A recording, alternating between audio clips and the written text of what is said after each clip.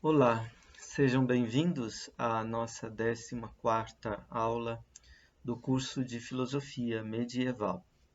Nós estamos falando da autoescolástica.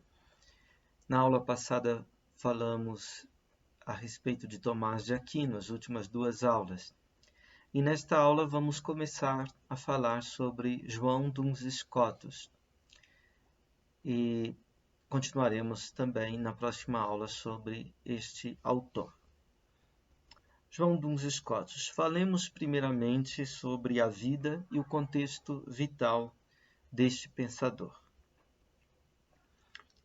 Na Igreja Franciscana de Colônia, Alemanha, está o túmulo que guarda os restos mortais de João Duns Scotus e que traz a seguinte inscrição: Scotia me genuit, Anglia me suscepit, Gallia me docuit, Colônia me tenet. Ou seja, a Escócia me gerou, a Inglaterra me criou, a França me ensinou, Colônia me tem. Esta inscrição diz bem o percurso biográfico de João Duns Scotus. Nascido em 1265 ou 1266 aproximadamente, recebeu o nome de Scotus devido à sua origem escocesa. Ele nasceu no vilarejo de Duns, no condado de Berwick. Contudo, foi na Inglaterra que ele recebeu a sua formação. Em 1281, aos 15 anos de idade, ele recebeu o hábito franciscano e 10 anos depois, em 1291, foi ordenado sacerdote. Até 1298, ele fez estudos na Inglaterra e na França. De 1292 a 1297, estudou artes e teologia em Paris. Em 1297 e 1298, ministrou cursos de leituras bíblicas em Oxford.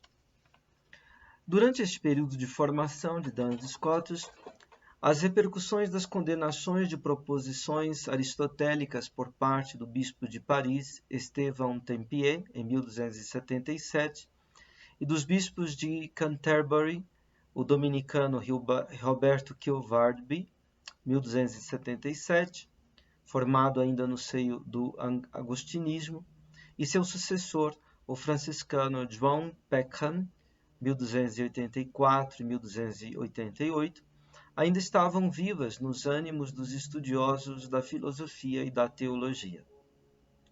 Estas condenações atingiam não somente os filósofos da Faculdade de Artes, reunidos em torno de Siger de Brabante, mas também Tomás de Aquino. Franciscanos, liderados por João Peckham e por Guilherme de La Mer, tomam a dianteira no combate ao averroísmo dos artistas e ao tomismo.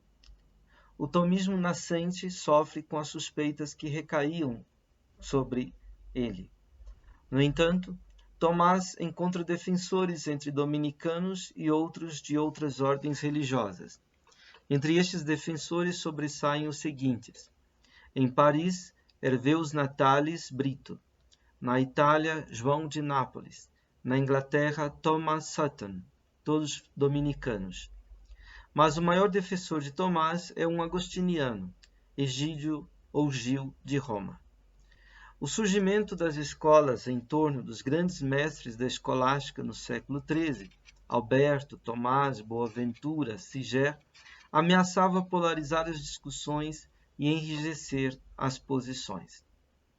Entre estes dois polos, no entanto, estão dois mestres seculares da Faculdade de Paris, Godofredo de Fontaine e Henrique de Gand. O primeiro, mais próximo do tomismo, e o segundo é um agostinista inovador. Ambos são pensadores que atraem a atenção pela sua independência e pela originalidade. João Duns Scotus escolheu fazer a crítica destas tendências todas e solucionar os seus problemas. Nos últimos anos do século XIII e os primeiros do século XIV, Scotus estuda e comenta os livros das sentenças de Pedro Lombardo, como bacharel sentenciários, e se torna bacharel formatus em 1303. O bacharelado era um grau de preparação para alcançar o título máximo, que era o título de magister, isto é, de mestre. O bacharel lia o texto, colocava questões e as desenvolvia, num exercício que era ao mesmo tempo dialético e demonstrativo silogístico. Scotus comentou as sentenças em Oxford, talvez em Cambridge e em Paris. Os comentários originais foram transmitidos na forma de lições. São o conjunto de obras de textos chamados de lectura. As transcrições de seus comentários por alunos ou escribas deram origem às reportata, isto é, anotações. Aqueles que foram revisados e ditados a secretários para uma redação final constituem a ordinatio, isto é, a revisão ordenada. Em 1302, Scotus era bacharel sentenciário em Paris e o mestre regente do Studium Generale, Centro de Estudo Geral dos Franciscanos, era Gonçalo de Balboa, ou da Espanha, que naquele ano disputou em Paris com mestre Eckhart. No ano de 1303 é marcado por um conflito entre o rei da França, Filipe o Belo, e o Papa Bonifácio VIII. Scotus, assim como Gonçalo e outros, recusou aderir à causa do rei e subscrever um documento contra o Papa e foi obrigado a voltar à Inglaterra. Mas já antes do fim de 1204, com a morte de Bonifácio VIII, falecido em 11 de outubro de 1303, antes do fim de 1304, portanto, e o arrefecimento do conflito, ele estava de novo ensinando em Paris. Gonçalo foi eleito ministro-geral dos franciscanos em 1304. Numa carta de 18 de novembro de 1304, Gonçalo nomeia Scotus para ser mestre-regente do Studium dos franciscanos, mencionando sua vida louvável, seu excelente conhecimento e sua habilidade sutil, entre as suas qualidades. Scotus alcançou então, em 1305, o título acadêmico máximo daquela época, que era o de magister, mestre. Na qualidade de mestre, ele sustentou os dois tipos de disputas que eram costume acontecer na Universidade de Paris. As disputas ordinárias, que tinham um tema prefixado pelo mestre, e as disputas solenes, que aconteciam durante o Advento ou a Quaresma, antes do Natal e antes da Páscoa, em que de improviso qualquer um podia levantar qualquer questão sobre qualquer tópico teológico. Existem textos de Duns Scotus que são uma reelaboração destas questões. São as conhecidas Questiones quod libertares. Em 1308, o mesmo Gonçalo de Balboa enviou João Duns Scotus para Colônia, na Alemanha. Em Paris, ele tinha levantado teses teológicas que, na época, eram controversas, como a sua teologia da encarnação, segundo a qual a encarnação do Filho de Deus é o summum opus, a obra summa, suprema de Deus, e por isso o Filho de Deus se encarnaria, ainda que Adão não tivesse pecado, e da Imaculada Conceição de Maria. Estes ensinamentos provocaram uma tempestade em Paris. Entre os dominicanos, o principal opositor foi Herveus Natalis, também conhecido como Hervé de Nedelec. Um mestre secular, João de Pouilly, o acusou de heresia. Ao mesmo tempo, Felipe o Belo continuava com represálias à Igreja. Tinha extinguido a Ordem dos Templários, e Duns Scotus era persona non grata para o rei. A situação era nada favorável para ele. Talvez seja por isso, e talvez seja para fortalecer a presença acadêmica dos franciscanos em Colônia, onde os dominicanos já tinham bastante prestígio por causa de uma escola fundada por Alberto Magno, que Duns Scotus tenha sido transferido para lá. Mas ele morreu em 8 de novembro de 1308, com cerca de apenas 43 anos de idade. Sua obra apresenta uma síntese de pensamento autônoma e original, mas sua morte relativamente precoce não permitiu maiores desdobramentos dela. Vamos falar agora rapidamente sobre a obra de Duns Scotus. As principais obras de Duns Scotus são resultantes de sua atividade acadêmica acima descrita. A sua ordinatio começa em Paris, em Oxford, melhor dizendo, por isso também chamada de Opus Oxoniense, mas foi continuada em Paris. Esta obra permaneceu inconclusa. Esta é a principal obra de Scotus, e junto com as questões Quodlibetalis, representam o estágio mais maduro do seu pensamento.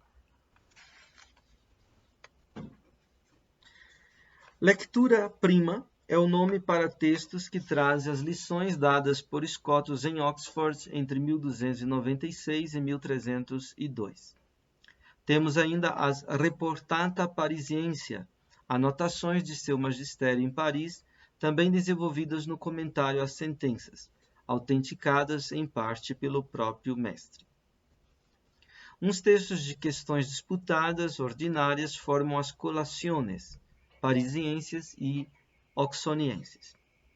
Além destes textos teológicos, em que continuamente são colocadas questões filosóficas, temos textos em que Scotus comenta Aristóteles, resultando em escritos de lógica, física e metafísica.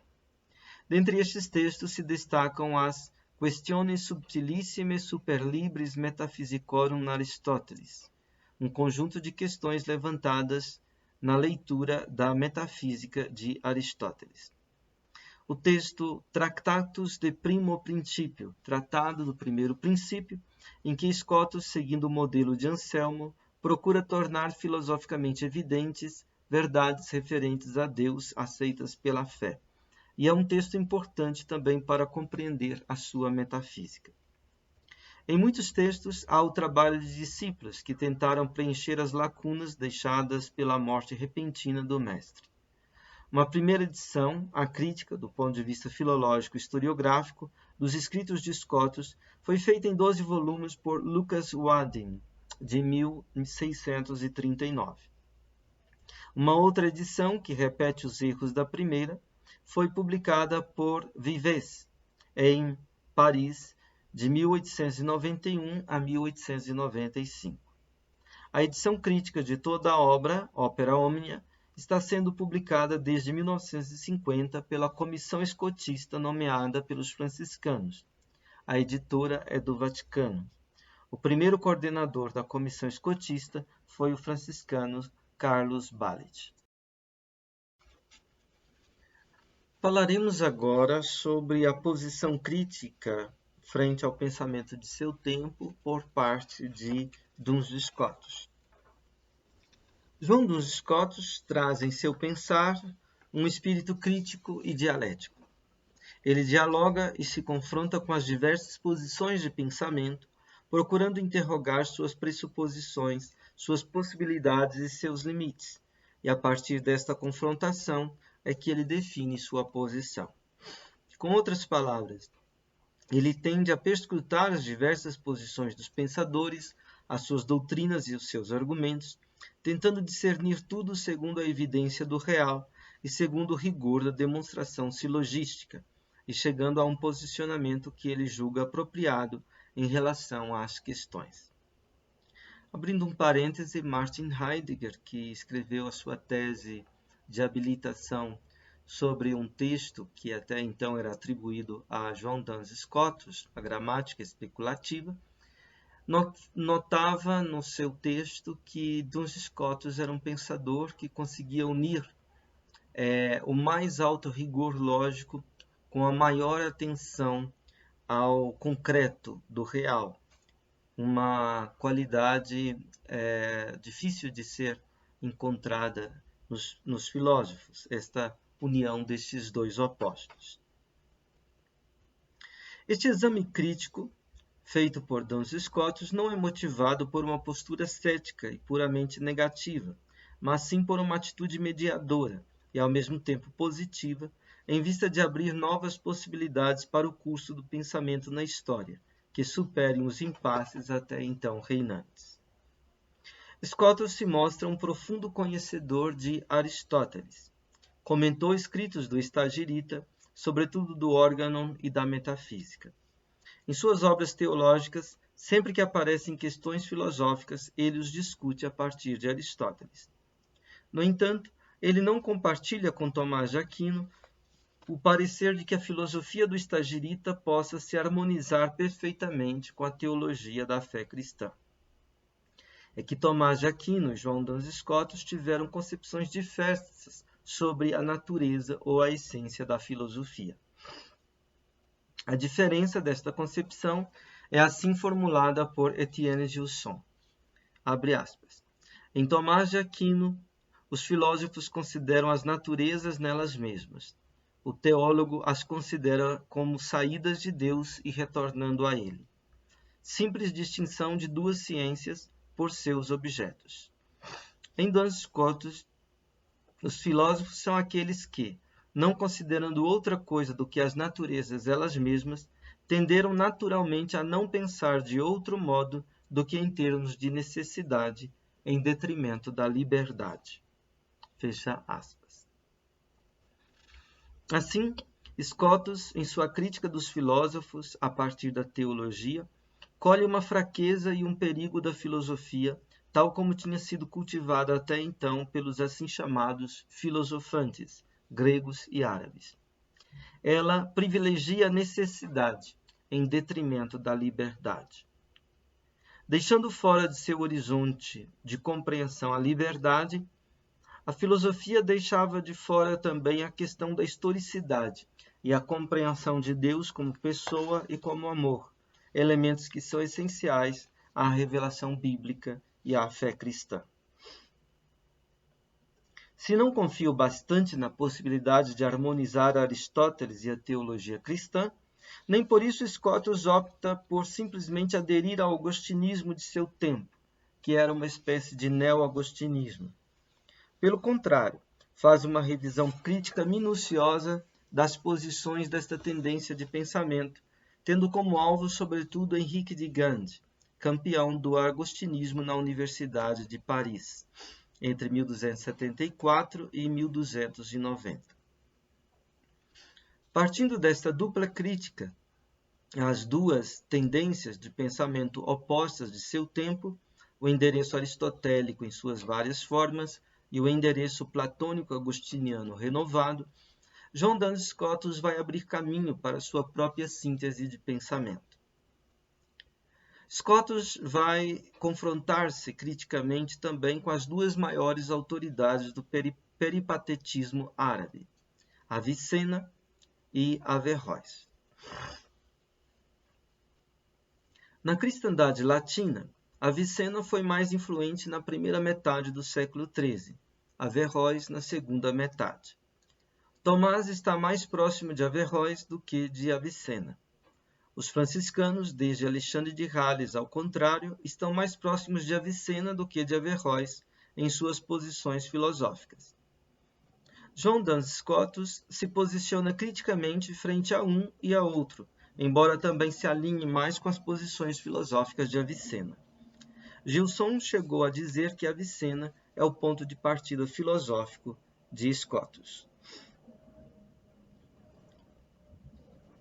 São os seguintes os elementos avicenianos no pensamento de Duns Scotus: a ideia de ser como objeto primeiro do intelecto, a distinção entre essência e existência, o modo da realização da prova da existência de Deus pela metafísica antes do que pela física, o papel da vontade, a concepção de iluminação no tocante ao conhecimento. Averroes concorda substancialmente com Avicena, mas se separa dele em dois pontos, no tocante à distinção entre filosofia e teologia e no retorno mais direto a Aristóteles, com a neutralização de elementos neoplatônicos em sua interpretação. João Duns Scotus está de acordo com Averroes em distinguir filosofia, ou metafísica, que procede a partir e segundo a razão, e teologia, que parte da fé sobrenatural e da revelação. Entretanto, para Scotus, a teologia está acima da filosofia. É que a razão, fonte da filosofia, está prejudicada pelo pecado original, que danificou a natureza humana com a ignorância. E o filósofo não é capaz de alcançar o saber de algumas verdades salutares, que só são acessíveis a partir da revelação divina e do acolhimento na fé sobrenatural. Para o doutor Sutil, a filosofia ajuda o homem a conhecer o fim de sua vida, a beatitude, mas não consegue lhe proporcionar os meios para alcançar este fim. Sobre a relação entre filosofia e religião, Duns Scotus é mais averroísta do que aviceniano, e Tomás de Aquino é mais aviceniano do que averroísta.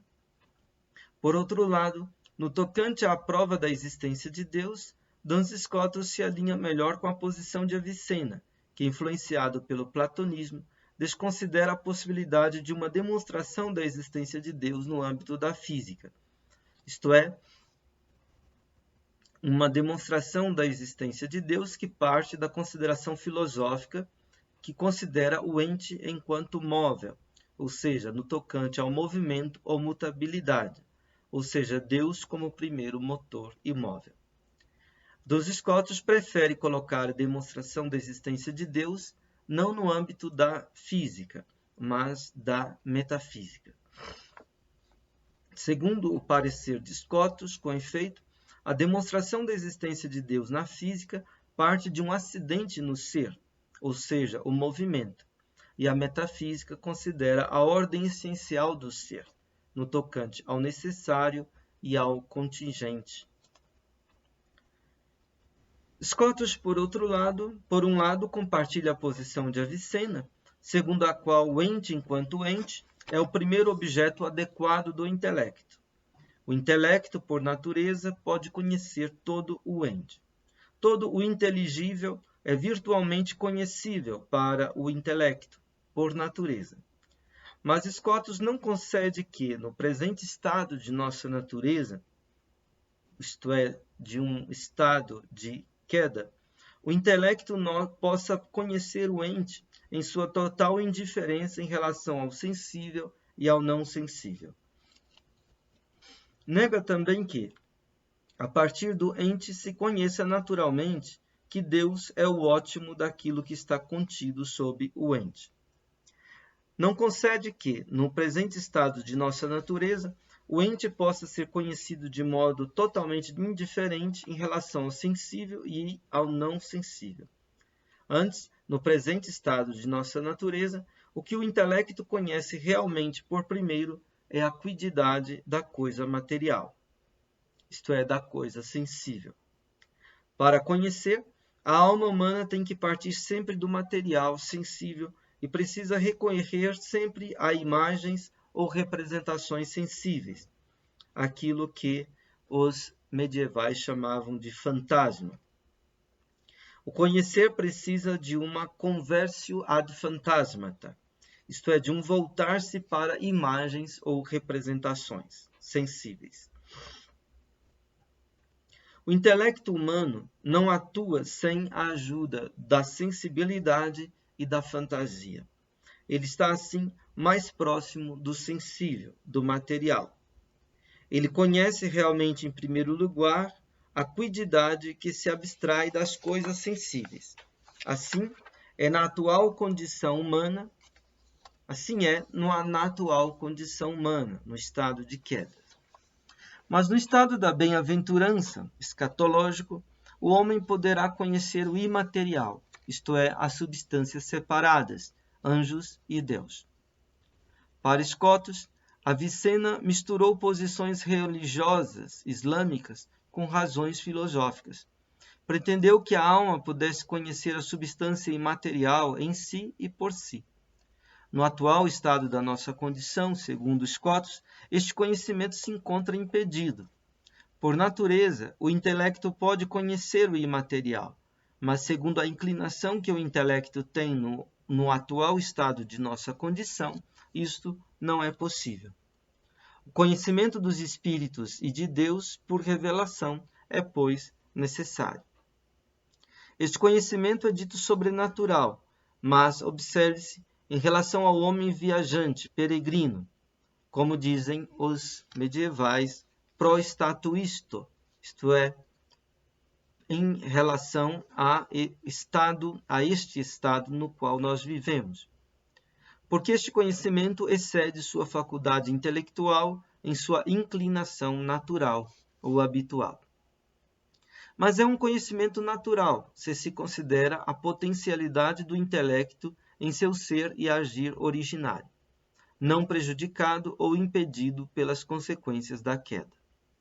O doutor Sutil diz que a primeira transmissão da doutrina é chamada de revelação, a qual é, por isso mesmo, sobrenatural, porque procede de um agente que não é naturalmente capaz de mover o intelecto no presente estado, isto é, Deus.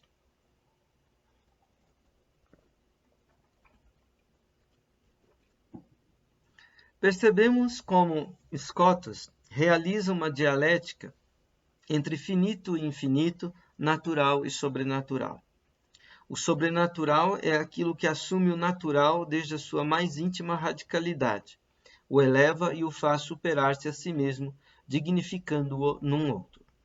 O sobrenatural é o outro de si que o natural do mais íntimo de si mesmo almeja e que, no entanto, jamais se encontra no âmbito de sua competência. O sobrenatural é radicalmente outro da natureza finita, a saber, a graça do infinito.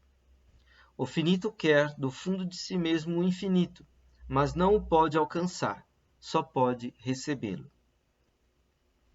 Neste sentido, o natural anseia naturalmente pelo sobrenatural, e o sobrenatural se doa livremente, vale dizer, sobrenaturalmente, ao natural.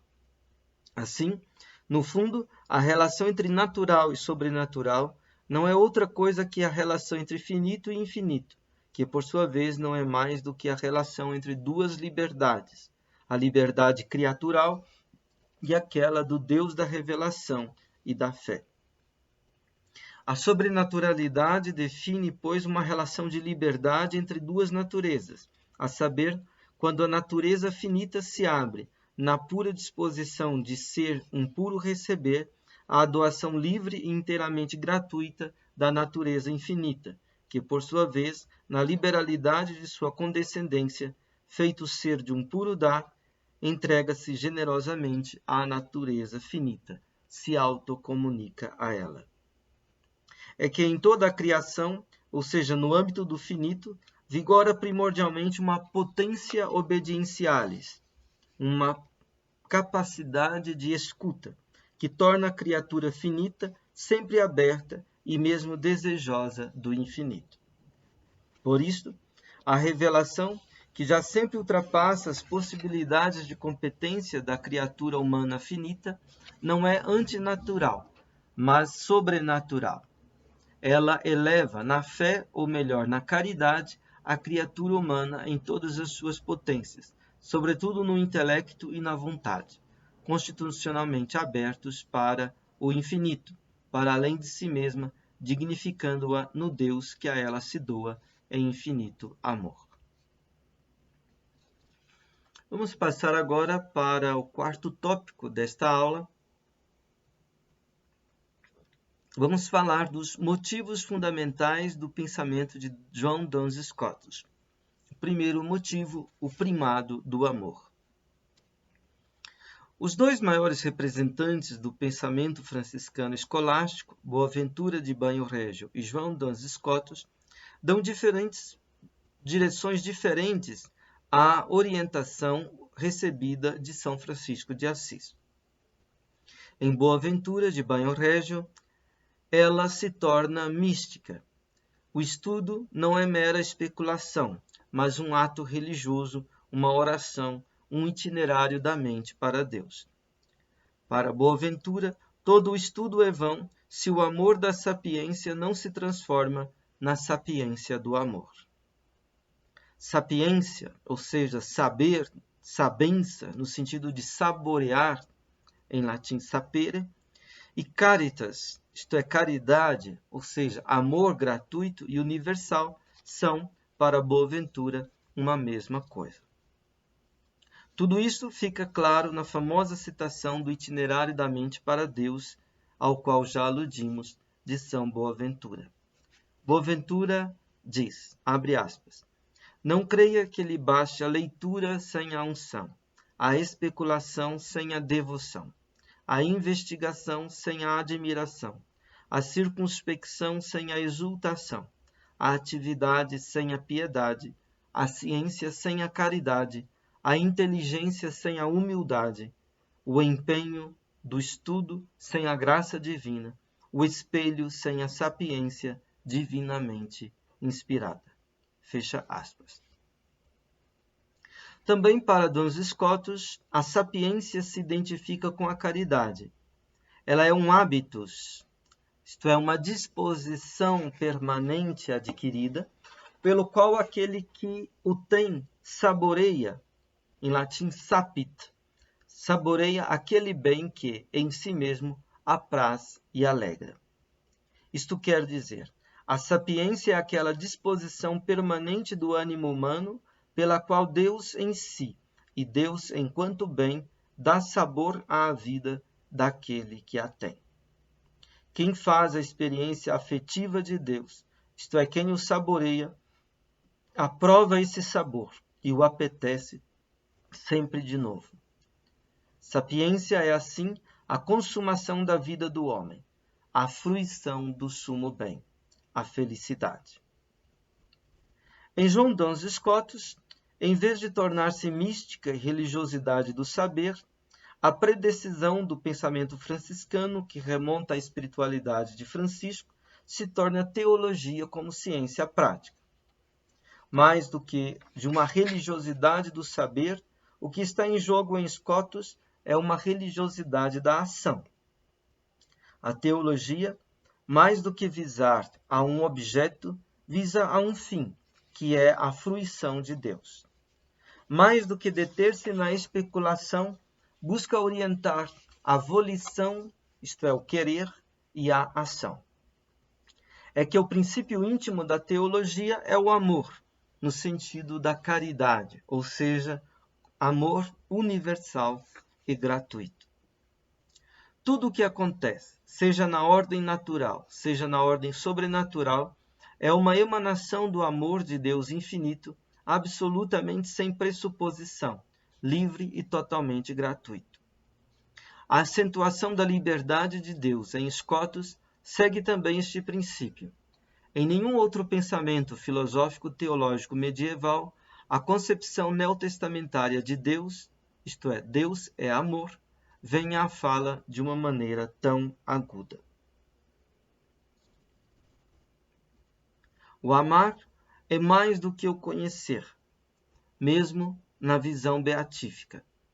É que, se pela inteligência o que é conhecido se conforma ao conhecedor, pelo amor o que ama se conforma ao que é amado.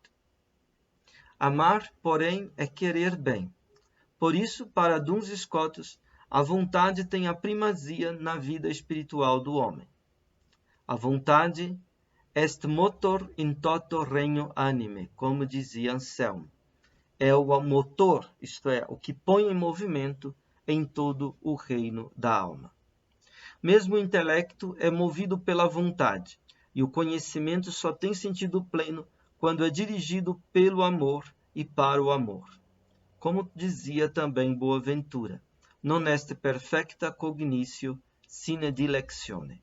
Não há perfeito conhecimento sem a dileção.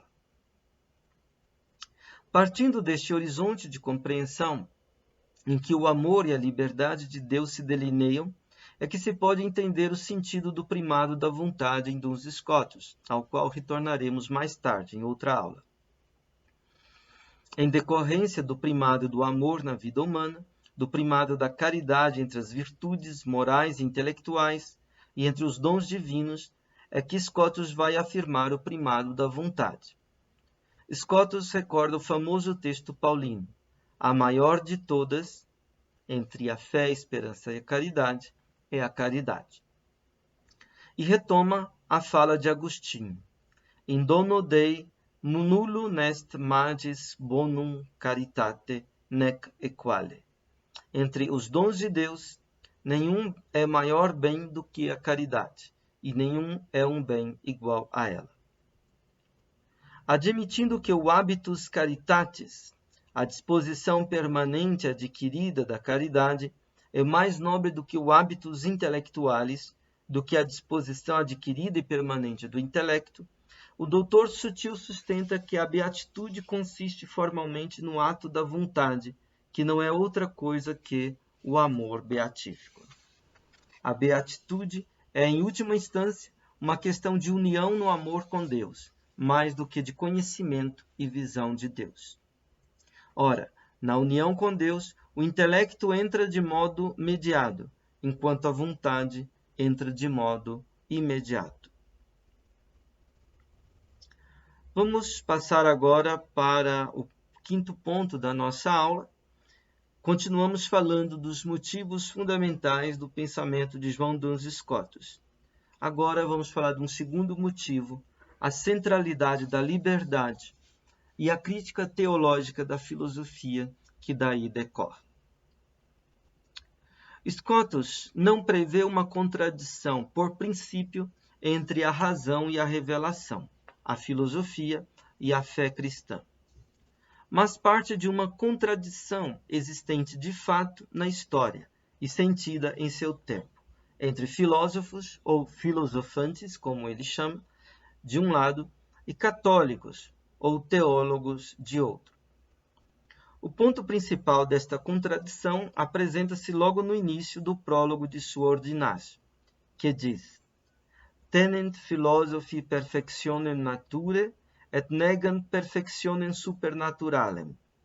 Theologi vero cognoscunt defectum nature, et necessitatem gratiae, et perfectionem supernaturalem. Ou seja, os filósofos defendem a perfeição da natureza e negam a perfeição sobrenatural. Os teólogos, entretanto, reconhecem a deficiência da natureza, a necessidade da graça e a perfeição sobrenatural.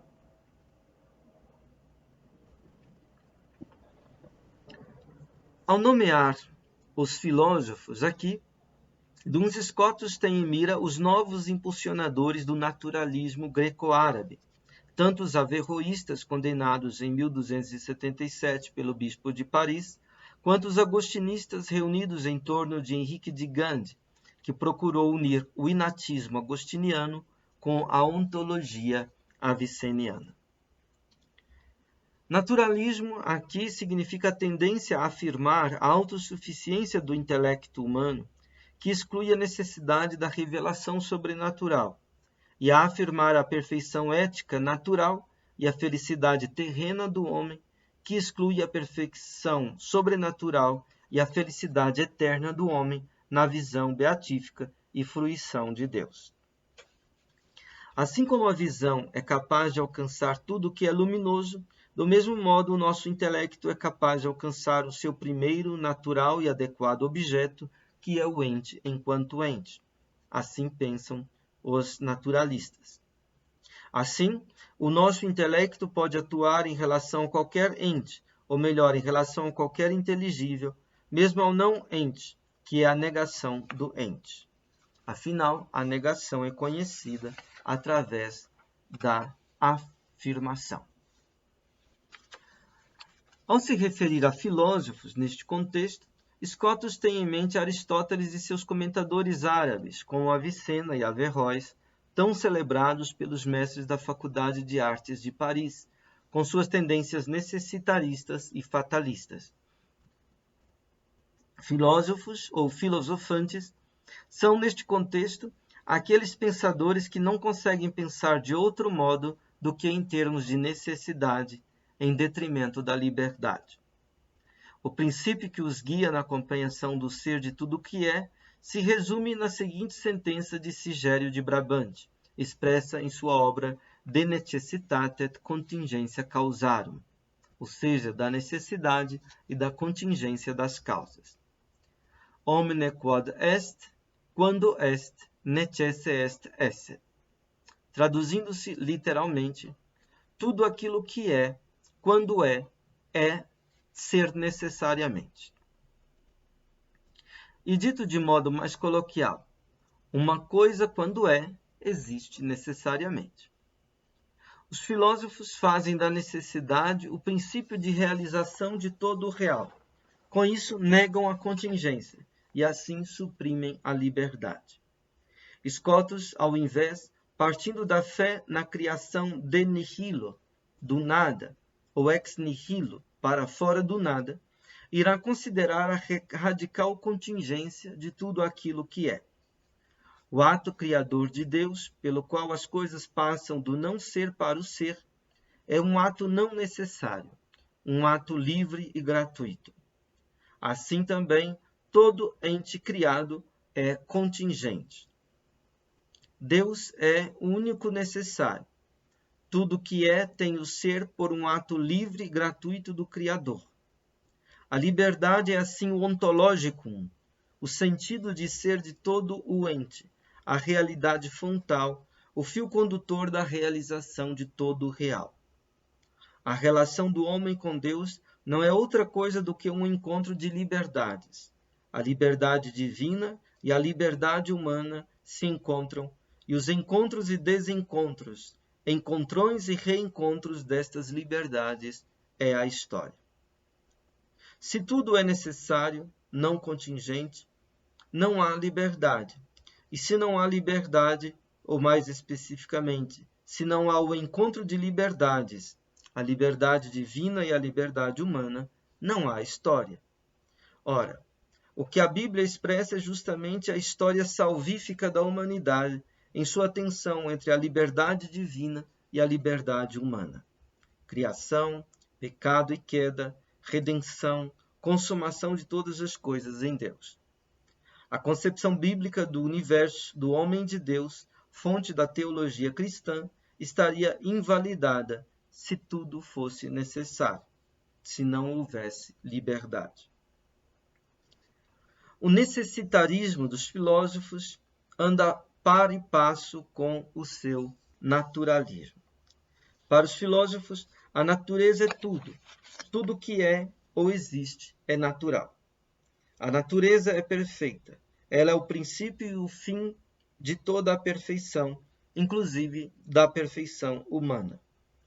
Para o homem, não há outro horizonte de realização de felicidade a não ser aquele que se mantém nos limites da realização natural e da felicidade terrena. Os filósofos não conhecem o defeito da natureza e só reconhecem a sua perfeição.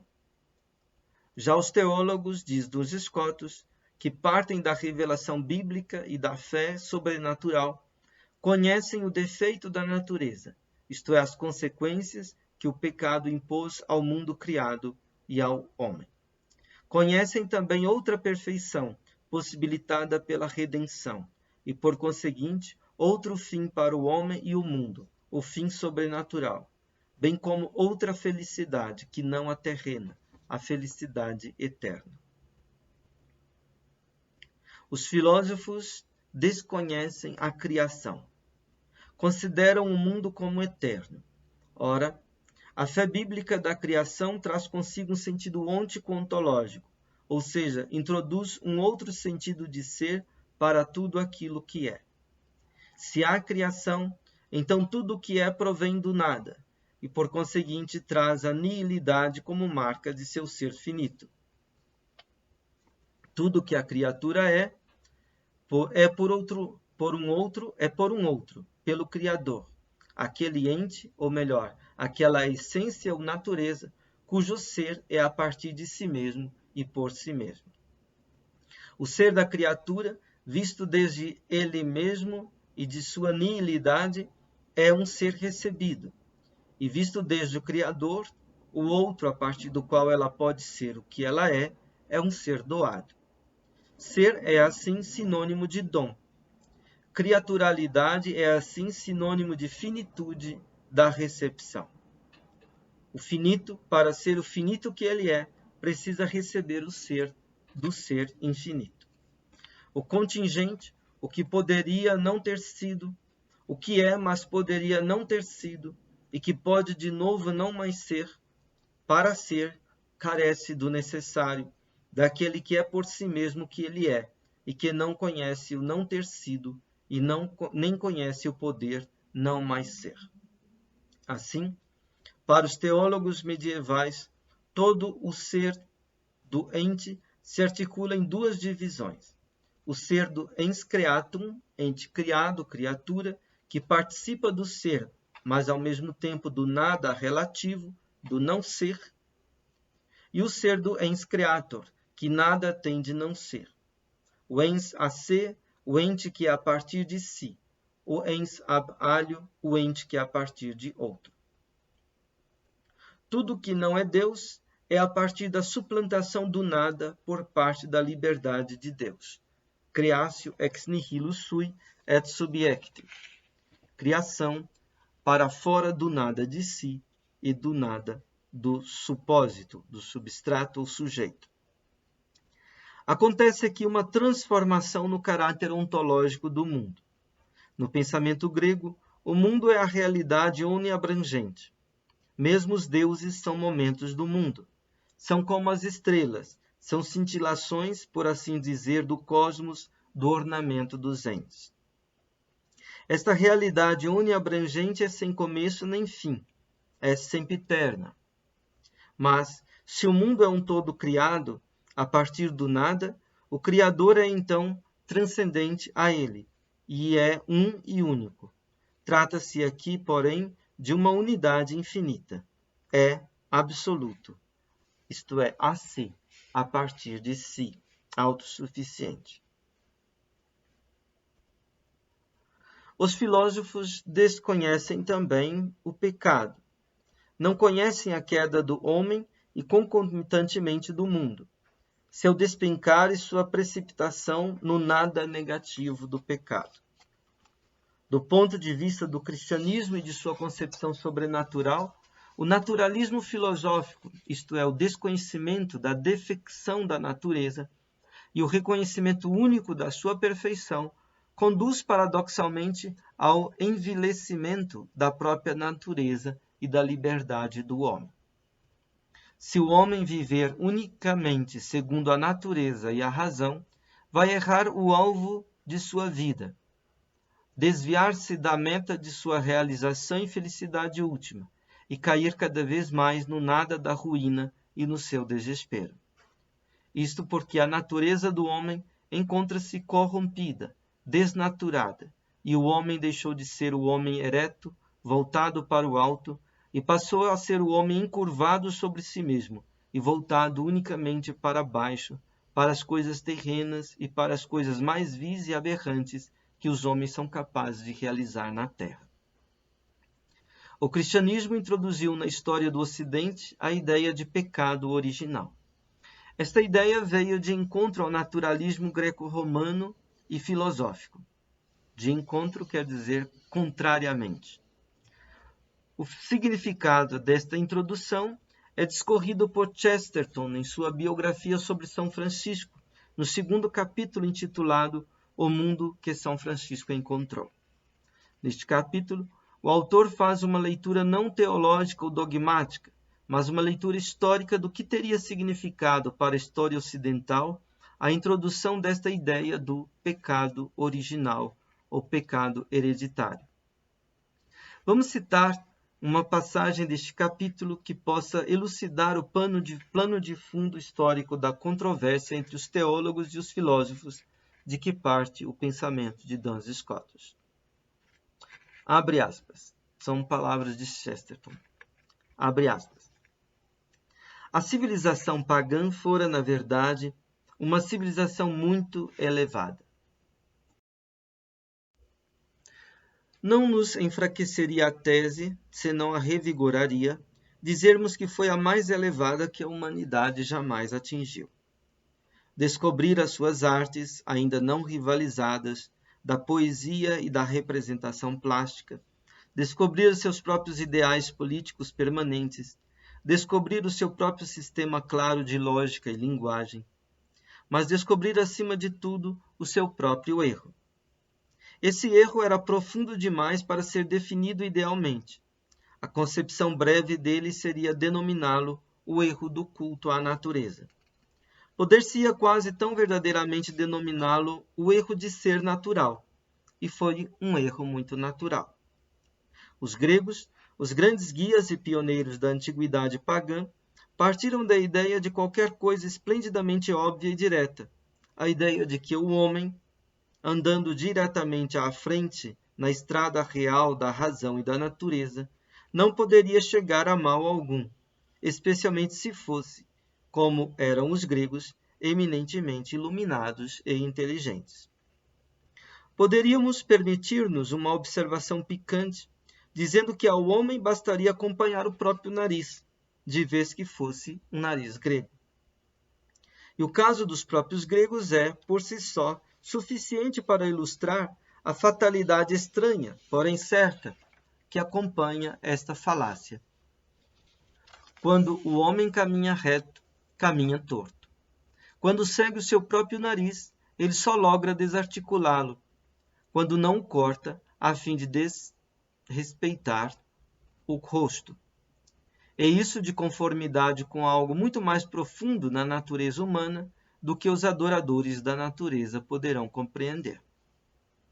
Foi a descoberta dessa coisa mais profunda, humanamente falando, que constituiu a conversão ao cristianismo.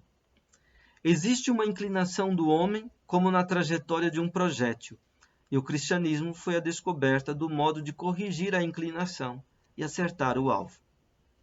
Há muitos que sorrirão ao ouvir, mas é profundamente verdadeiro dizer-se que as notícias alviçareiras trazidas pelo Evangelho foram as do pecado original.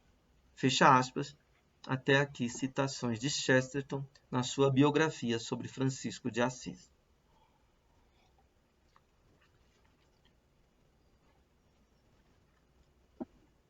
Seguimos nossa reflexão. Os filósofos não desconhecem apenas a criação e a culpa original, desconhecem também a redenção e a graça. O cristianismo parte do fato da defecção do homem, e com ele do mundo, da corrupção de sua natureza e, por conseguinte, de sua insuficiência. A liberdade do homem foi radicalmente ameaçada com a escravidão do pecado. A culpa original se impõe sobre todos os homens. Entretanto, a concepção de pecado está no cristianismo dialeticamente entrelaçada com a concepção de redenção e de graça. E à luz do acontecimento redentor da cruz, até mesmo esta culpa original que se impõe sobre todos os homens se torna, para dizer com o antigo hino pascal cristão, uma felix culpa, uma culpa feliz. A mensagem cristã da cruz diz que, no Cristo crucificado, o nada negativo do pecado atingiu o único inocente entre os homens, acarretando-lhe a morte. Mas, paradoxalmente, sua morte foi a morte da morte. Nele, na sua nadificação, na sua kenosis, ou exinanício, isto é, no seu esvaziamento ou aniquilação, o nada negativo foi anulado, aniquilado, nadificado. Para o cristão, esta nadificação do nada negativo é o princípio de plenitude, de novo céu e nova terra, e por conseguinte, do homem novo, que já não vive mais a partir de si, mas a partir da graça divina. O homem liberto do pecado, o homem que conheceu a verdade libertadora e graciosa de Cristo, passa a ser então um homem que serve a Deus. Não vive a partir de si, mas de Deus. Assim como a oferenda de Cristo na cruz lhe conquistou a liberdade do pecado, do mesmo modo sua vida se torna oferenda de si, numa nova existência. Fé é renascimento, não uma simples mudança moral, mas um renascimento ontontológico de todo o ser e existir do homem agraciado. O renascimento numa nova vida como novo homem, nova criatura que aguarda novo céu e nova terra, que vive com outro sentido de ser, o sentido de ser da liberdade e da graça. A mensagem cristã proclama que só a graça, dom divino e sobrenatural da vida nova conquistada por Cristo na cruz, pode conduzir o homem a uma perfeição que supera toda perfeição natural, a perfeição sobrenatural da vida eterna.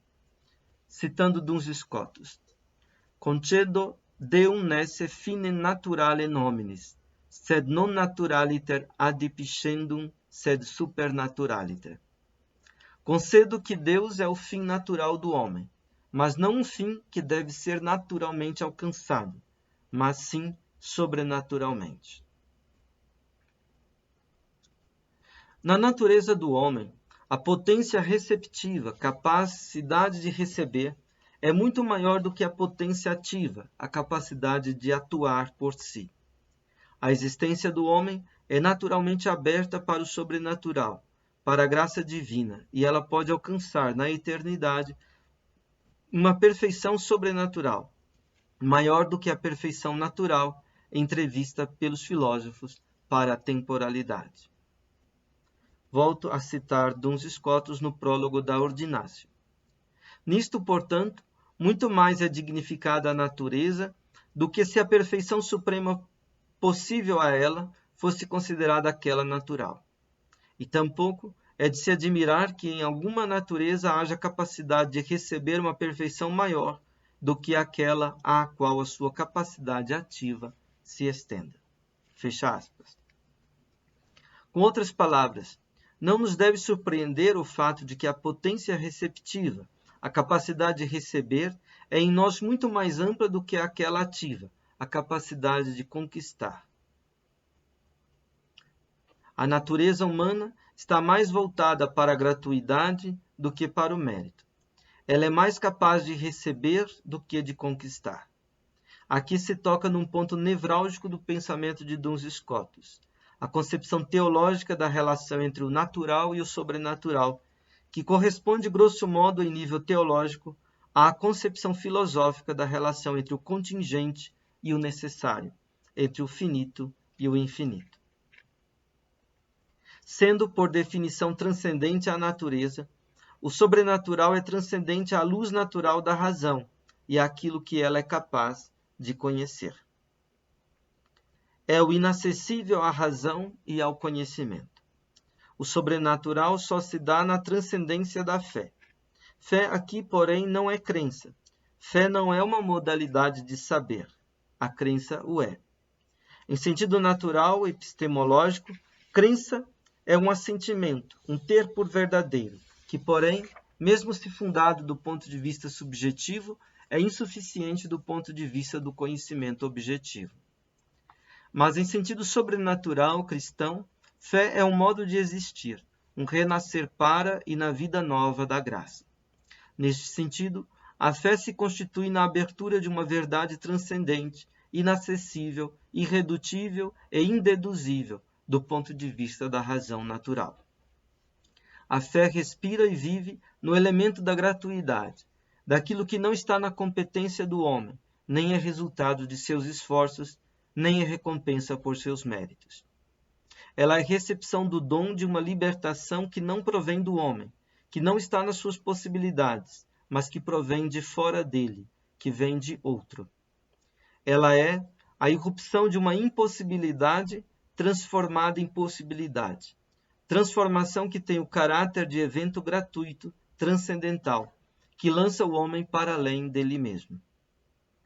A verdade da fé não é o resultado do questionamento, da investigação e do estudo.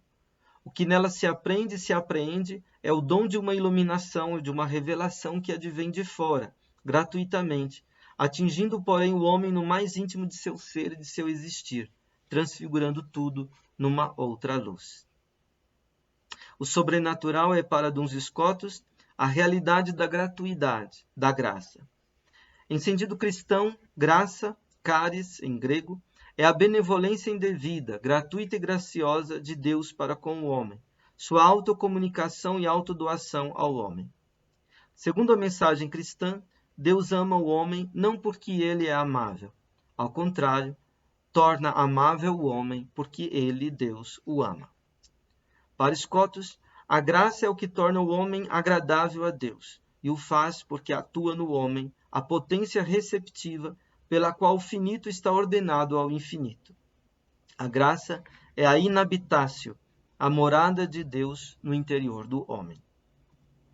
Esta morada faz o homem participar da natureza divina, o transforma em Deus, o deifica.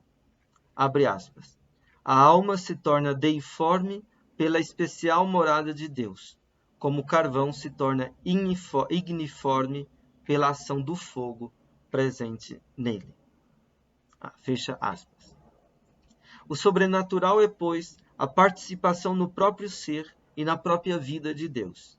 Na linguagem dos pais da Igreja, a theosis, a deificação do homem, ou nas palavras do Novo Testamento, um entrar em comunhão com a natureza divina. Vamos passar agora para o sexto e último ponto da aula de hoje. Vamos falar de o esforço de João Duns Scotus por uma refundação da metafísica que siga o fio condutor da liberdade e possibilite uma abertura ao infinito e ao amor. A crítica de Duns Scotus aos filósofos, ao seu necessitarismo e ao seu naturalismo, levou-o a Duns Scotus a constituir a sua própria posição de pensamento. Desde a concepção da liberdade como sentido de ser de tudo o que é, ou seja, do ente no seu todo, Scotus elabora sua posição de pensamento que pode ser chamada de filosofia da liberdade. Vamos tentar, a partir de agora, delinear os traços fundamentais desta filosofia da liberdade de Duns Scotus, começando por esboçar a compreensão da metafísica em Duns Scotus.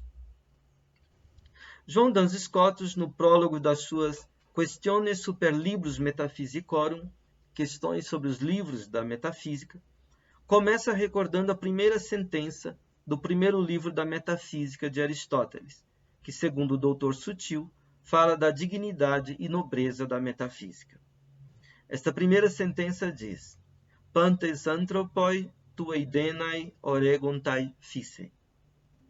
A tradução de Scotus para o latim soa assim: Homines homines natura scire desiderant. Ou seja, todos os homens, por natureza, desejam saber. O que esta proposição declara pode ser demonstrado de modo a posteriori e de modo a priori. Aristóteles mesmo dá uma demonstração a posteriori. O fato de que ele parte é o do prazer e amor que temos pelo conhecimento sensitivo. Nós amamos conhecer o que os sentidos nos revelam, até mesmo para além do útil, isto é, para além daquilo que é necessário para a sustentação da vida. Os sentidos são amados não só enquanto são úteis para a vida, mas também enquanto são cognoscitivos, ou seja, enquanto oferecem conhecimento. Por isso, dentre os sentidos, o que maximamente nós amamos é o sentido da visão, que maximamente apresenta este caráter cognoscitivo. A visão é maximamente cognoscitiva, pois oferece um conhecimento mais certo e que abrange uma maior multiplicidade de objetos. A certeza provém da imaterialidade. Quanto mais a capacidade cognoscitiva é maior, tanto mais é imaterial, tanto mais certa ela é também. A visão permite conhecer todos os corpos, celestes e terrestres, tudo aquilo que participa da luz e da cor. Só não permite conhecer as qualidades sensíveis próprias dos outros sentidos, as tangíveis, as audíveis, etc. Para Duns Scotus, a força da demonstração a posteriori de Aristóteles se deixa dizer assim: se nós amamos mais naturalmente os sentidos mais cognoscitivos, não somente por causa da utilidade da vida, mas por causa do próprio conhecimento, se amamos o conhecimento por causa do próprio conhecimento, é porque há um conhecimento mais nobre do que o conhecimento sensitivo, ao qual o conhecimento sensitivo está ordenado. Em segundo lugar, João Duns Scotus retoma uma demonstração a priori, oferecida por Tomás de Aquino. Essa demonstração em Tomás se articula de modo tríplice. Primeiro, todo imperfeito naturalmente apetece a sua perfeição. A alma do homem é imperfeita segundo a sua potência intelectiva, uma vez que é tábula nuda, um quadro em branco, em que nada está pintado. Portanto, deseja naturalmente saber o que é a perfeição dela no tocante à potência intelectiva.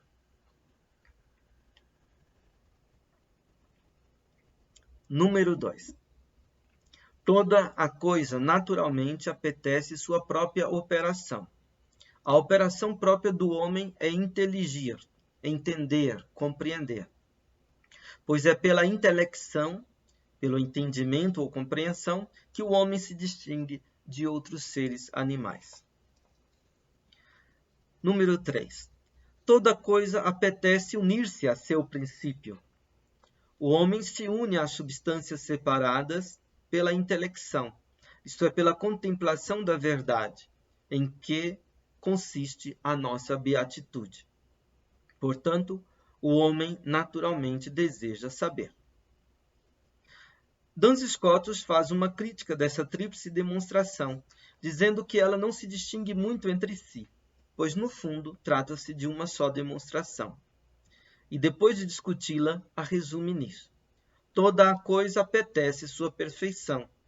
Seja a primeira perfeição, que é a forma, seja a segunda perfeição, que é a operação própria, pela qual também ela se une a seu princípio. Portanto, o homem naturalmente apetece a ciência, que é a perfeição primeira, e o inteligir, que é a perfeição segunda, pela qual ele se une ao seu princípio.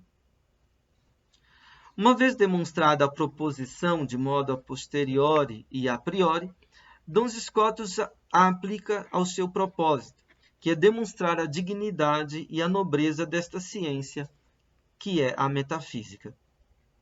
Sua aplicação soa assim: se todos os homens por natureza desejam saber, logo desejarão maximamente a máxima ciência.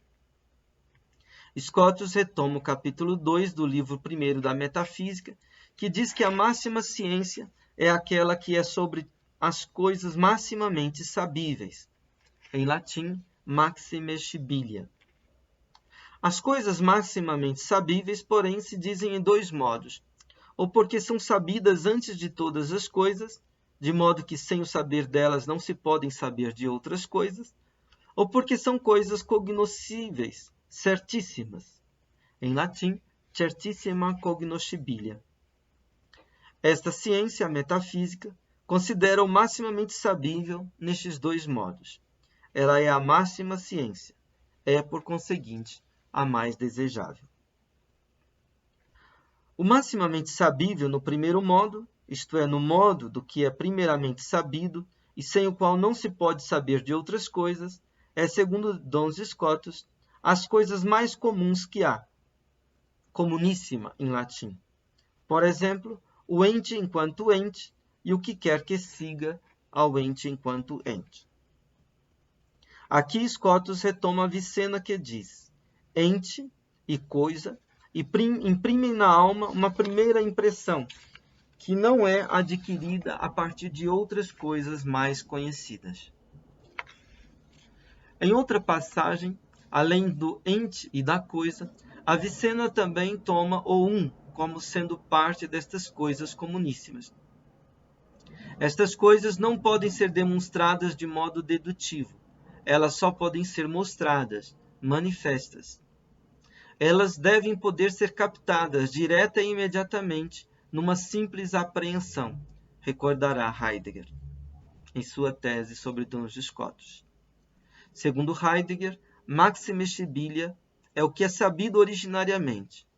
Não se trata tanto de uma anterioridade genético-cronológica, mas de uma prioridade em sentido lógico.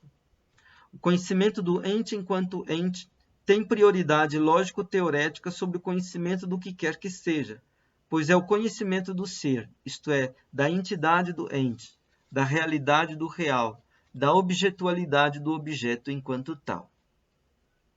Tem um sentido transcendental. O conhecimento do ser é condição de possibilidade do conhecimento de todo e qualquer ente, de todo e qualquer real, de todo e qualquer objeto. Duns Scotus observa que qualquer tentativa de demonstração disto que se manifesta por si primordialmente, diretamente, se torna circular. O primeiro aspecto, pois, da metafísica é este. Há uma ciência que considera especulativamente o ente enquanto ente e aquelas coisas que lhe são inerentes, segundo ele mesmo. Estas coisas comuníssimas não cabem em nenhuma ciência particular, que tratam sempre de alguma espécie de ente. A filosofia primeira, a metafísica, distinta de todas as outras ciências que são particulares, que tratam a cada vez de um setor específico do real, do ente, é uma ciência universal. Esta ciência universal considera o ente enquanto ente e aquelas coisas que seguem ao ente enquanto ente. Estas são chamadas de transcendências. Por isso, esta ciência universal, a filosofia primeira, recebe o nome de metafísica, que significa uma ciência do que é meta, isto é, entre aspas, quasi transcendensciência, quia est de transcendentibus, como que uma ciência transcendente, que diz respeito aos transcendentais. Observa Heidegger que um transcendens é aquilo que não tem nenhum gênero sobre si, no qual poderia estar contido. Não se pode defini-lo. Tem um caráter de algo último, para além do qual não se pode ir mais, o que supera toda a categoria. Indicam a entidade do ente enquanto tal. Estes transcendentais são como que propriedades do ente. Unum, verum, bonum, etc. Verdadeiro, bom, etc. Eles podem ser manifestados, mas não podem ser demonstrados. Qualquer tentativa de demonstração deles cairia num círculo. Eles não podem ser objeto de uma ciência particular, pois isso contraria a sua própria natureza. Eles só podem ser objetos de uma ciência universal e primeira, que é a metafísica. O maximamente sabível no segundo modo, ou seja, as coisas cognoscíveis certíssimas, são, segundo Duns Scotus, os princípios e as causas. Estes são tanto mais certos quanto mais primeiros são. Dos primeiros depende toda certeza dos posteriores. Aqui, Scotus retoma de novo o capítulo 2 do livro 1 da Metafísica, em que Aristóteles descreve a sabedoria como sendo o conhecimento dos primeiros princípios e das primeiras causas de todo o ser, isto é, de toda a entidade do ente, de toda a realidade do real. De tudo isso, pois, resulta, conclui Duns Scotus, que a máxima ciência, a metafísica, que diz respeito ao maximamente sabível, é a maximamente desejável. Com isso, nós terminamos a aula de hoje. Agradecemos a sua paciência e também a sua atenção e até a próxima oportunidade.